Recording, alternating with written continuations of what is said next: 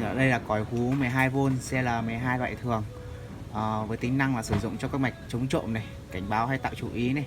Với thông số kỹ thuật thì đèn led này con led cảnh báo này sử dụng điện áp từ 6 đến 12V. Ở đây để test thì mình sẽ sử dụng test với áp 6 đến 12V. Ở đây mình sẽ sử dụng 12V này.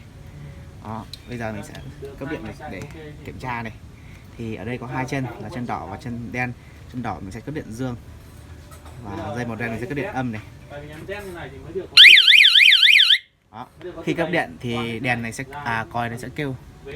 Thì đây nó kêu như thế này đang hoạt động bình thường. Còn trong trường hợp mình cấp điện mà còi không cảnh báo hay không kêu thì là con còi cảnh báo, còi hú nó bị lỗi. Đấy.